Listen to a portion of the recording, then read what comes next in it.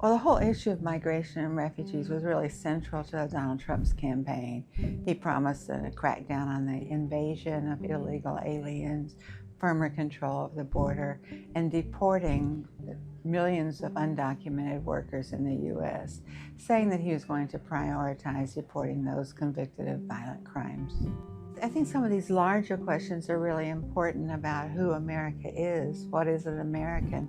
I think Donald Trump thinks that Americans are white people who are, look a little bit like him, or, more generally, don't represent the diversity that America has come to be.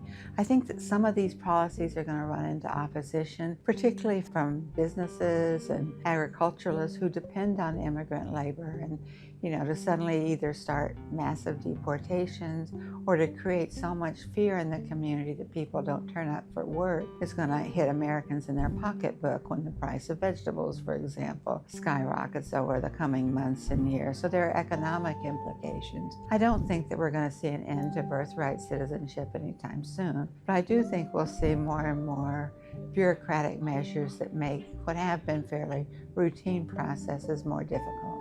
I suspect we're going to see more visa overstayers, people who are able to get tourist visas and then just don't go home, because it's a whole lot safer than trying to make that dangerous trek through Mexico. So we're going to see more of that. In the longer term, however, look at the demography of the United States. We're an aging population. We need immigrants to pay into things like Social Security and to contribute to our society. So I think we'll see more of that. I'm perhaps most troubled by the U.S. decision to stop asylum.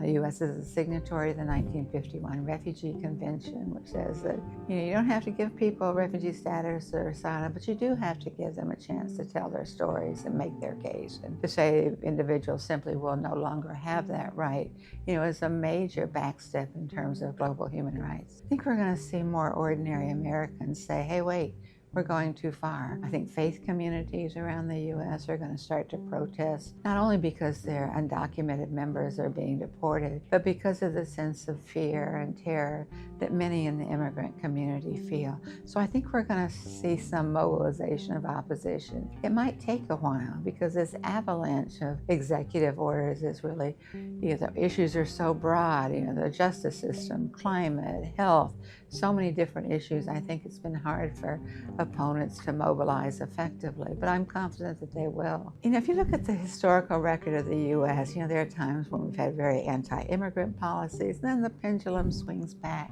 and I think it will swing back again in the case of the United States, and indeed in the world, because people begin to realize the enormous contribution that immigrants and refugees make to our daily lives.